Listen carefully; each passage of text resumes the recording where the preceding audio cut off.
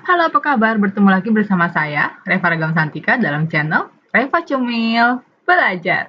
Pada pertemuan kali ini, Reva akan bahas modul tentang otomasi perkantoran.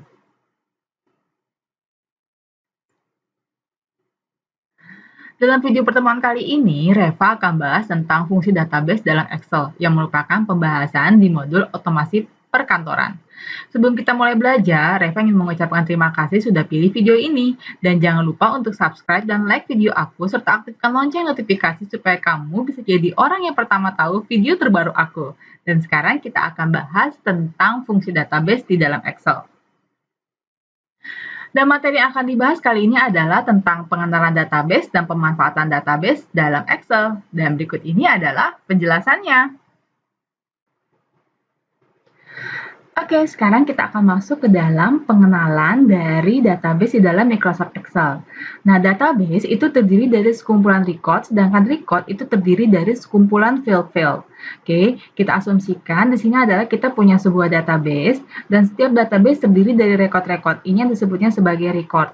Record 1, 2, 3, dan seterusnya. Oke, kemudian setiap record ini pasti terbentuk dari sekumpulan data atau field. Ini yang disebutnya sebagai field. Field kode pack, field departemen, field nama, field alamat, dan field gaji. Nah, mereka ini nantinya akan membentuk satu kesatuan yang masing-masing setiap field data saling berhubungan satu dengan yang lainnya sehingga membentuk suatu pengertian tertentu. Nah, di dalam Microsoft Excel menyediakan berbagai kegiatan pengoperasian database seperti bisa mengurutkan data, melacak, dan menampilkan data dengan filter, melengkapi tabel dengan subtotal, membuat merekapitulasi data dengan pivot table, serta mengkonsolidasi data dari beberapa lembar kerja. Ada beberapa ketentuan yang perlu diperhatikan dalam menyusun database, yaitu adalah nama field harus berada di satu baris. Sebagai contoh di sini, setiap nama field harus terdiri dari satu baris. Tidak boleh ada nama field yang sama. Oke, sebaiknya tidak memiliki nama field yang sama. Jadi setiap kolom harus punya nama yang berbeda. Baris yang langsung berada di bawah judul dianggap data. Oke, berarti ini dianggapnya data mulai dari A1 sampai dengan 1.575.000 atau pada sel F15. Jadi jangan memisahkan judul kolom. Jadi memisahkan judul kolom dan data dengan baris yang kosong. Nah, untuk berlatih, mari kita gunakan latihan pada pertemuan 12 berikut ini. Oke, sekarang kita sudah punya tabel sebagai berikut. Oke, kemudian untuk melakukan pengurutan data secara ascending berdasarkan kode pegawai, oke, klik salah satu sel pada field atau pada sel kode pack atau kode pegawai. Kemudian kalian pilih data. Kemudian kalian pilih urut sort A to Z. A to Z. Oke, maka akan mengurutkan datanya berdasarkan dari kode pegawainya. Oke, maka hasilnya akan seperti ini. Oke, untuk melakukan penjumlahan data per departemen, terlebih dahulu kalian melakukan data secara ascending, oke, berdasarkan departemen. Oke, caranya seperti yang tadi. Kalian klik di bagian departemennya, kemudian kalian pilih ascending. Oke, kemudian kalian posisikan kursor pada salah satu sel dalam tabel. Lalu kalian klik tab data. Kemudian kalian pilih subtotal. Oke.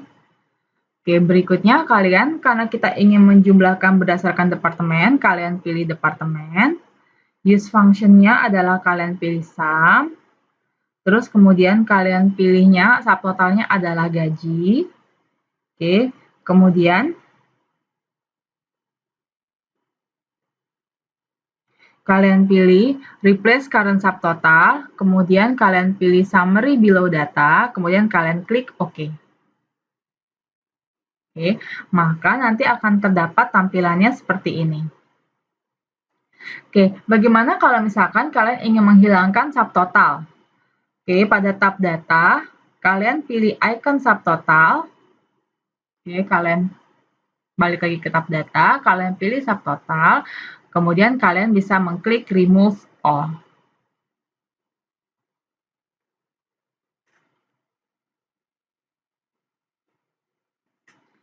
Nah, bagaimana jika kalian ingin melakukan penyaringan data dengan kriteria tertentu?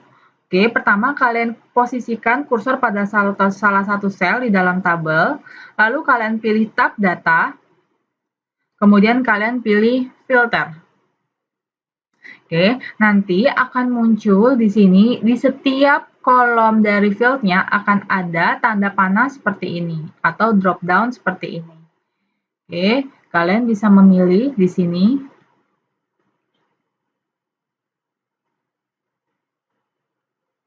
Oke, sebagai contoh kalian ingin mengklik gaji. Oke, terus kemudian kalian bisa memilih greater than, kalau kalian misalkan ingin menampilkan gaji yang lebih besar daripada 1.850.000. Oke. Kemudian kalian masukkan di sini 1.850.000.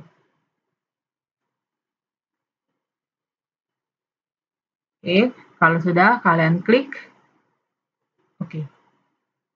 Oke, maka akan ditampilkan gaji yang lebih besar daripada 1.850.000.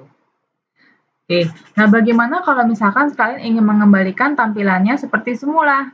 Kalian klik gaji, kemudian kalian pilih clear filter from gaji.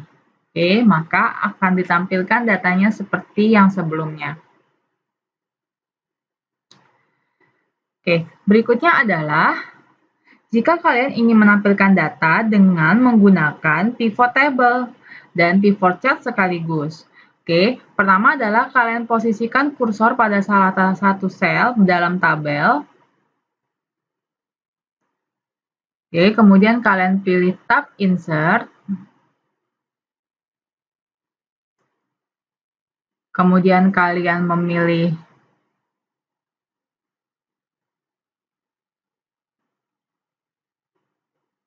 pivot table. Kalian pilih pivot table. Oke, nanti akan muncul jendela kotak create pivot table dan pivot chart seperti ini. Oke, kemudian kalian membuat tab range yang akan secara otomatis terisi dengan range tabel datanya. Oke, setelah itu di sini kalian bisa memilih new worksheet atau memilih existing worksheet. Jika kalian ingin memasukkan ke dalam existing worksheet, kalian harus memilih dulu akan kalian tempatkan di mana si pivot table tersebut. Tapi jika tidak, kalian bisa memilih new worksheet. Oke, jika sudah kalian klik OK. Oke, nah sekarang akan muncul tampilannya sebagai berikut. Oke, nah misalkan kita ingin menampilkan data dan nama gaji masing-masing karyawan pada panel pivot table. Field list beri tanda cek pada field nama dan gaji. Oke, kalian bisa memilihnya adalah field nama, kemudian kalian klik field gaji.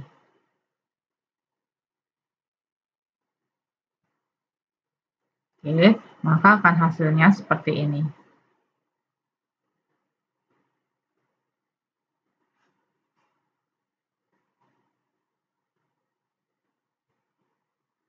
Kalian bisa melakukan pivot chart-nya.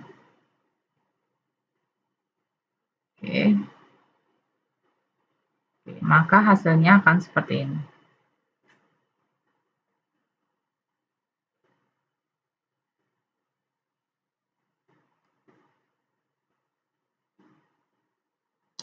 Oke teman-teman, berikut ini adalah video yang akan kita kaitkan dengan menggunakan data validation.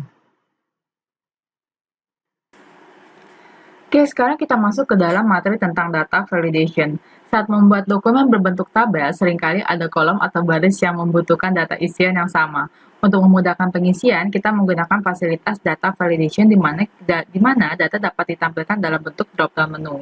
Oke, kalian buat dulu tabel yang terdiri dari field, kode pegawai, departemen, nama, alamat, dan gaji. Oke, kemudian kalian sorot pada departemen. Oke, karena kita akan mengisikan data validation untuk departemen. Oke, kemudian kalian klik tab data. Kemudian kalian pilih data validation. Kemudian kalian pilih list. Nah, kemudian untuk departemen biasanya kan terdiri dari satu departemen terdiri dari banyak karyawan, bukan? Oke, sekarang kita masukkan di sini, misalnya adalah finance, titik koma, sales, titik koma, produksi,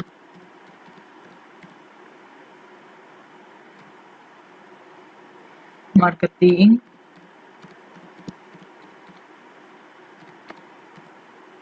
humas, IT.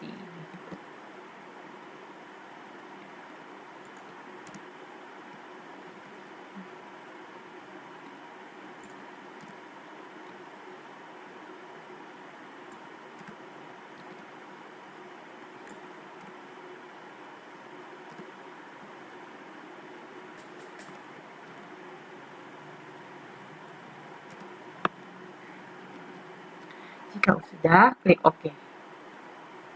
Oke, nah kalian bisa lihat finance, isi, sales, kita di produksi ya, terus kalian pilih sales, terus kalian bisa pilih marketing, dan seterusnya.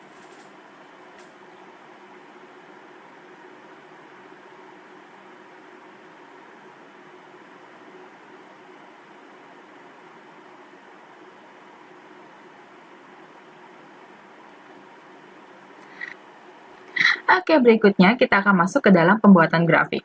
Grafik adalah tampilan secara visual dari sebuah data. Untuk membuat grafik di Microsoft Excel, maka datanya terlebih dahulu harus disiapkan. Oke, untuk berlatih pembuatan grafik, oke, maka kita lihat panduan sebagai berikut. Oke, sekarang saya sudah punya tabel seperti ini. Kalian blok mulai dari tahun sampai dengan sel D11. Kemudian setelah itu kalian klik tab insert, kemudian kalian pilih pie, oke, jenis dari chartnya, oke, maka akan tampil seperti berikut. Oke, berikutnya adalah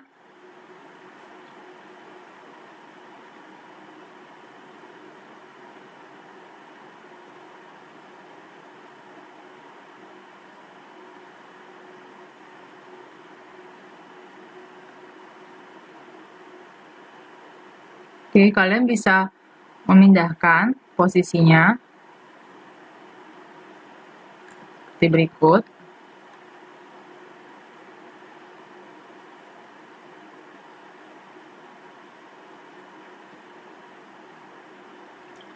Oke, berikutnya adalah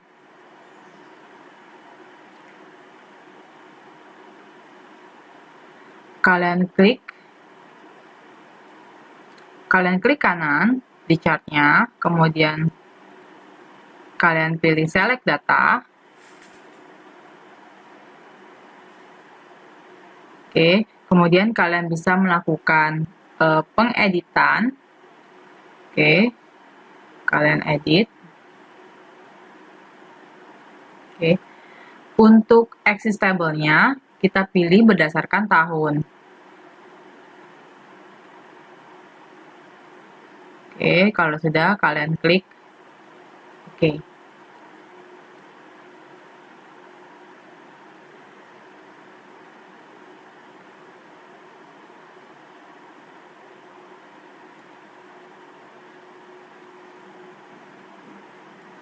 Nah, berikutnya adalah kalian bisa mengganti judulnya menjadi daftar kebutuhan barang.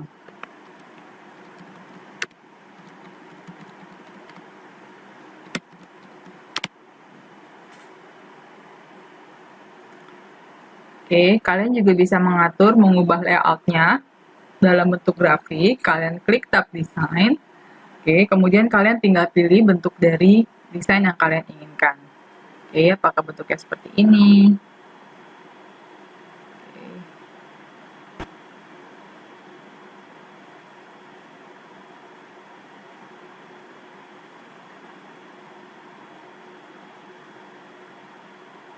Oke, sesuai dengan selera kalian.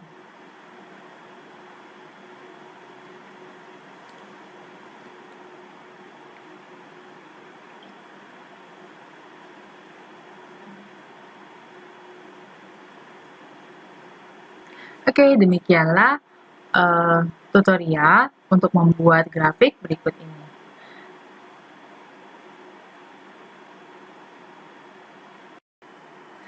Oke, demikian video pembahasan untuk pertemuan ke-12 dari otomasi perkantoran. Jika ada saran atau ada yang ingin ditanyakan, silahkan tinggal komen di bawah. Thanks for watching. Don't forget to like and subscribe to make sure that you wouldn't miss my update video. Stay tuned on my channel. Stay safe, keep healthy, be happy, and have a nice day. See you soon. Bye-bye.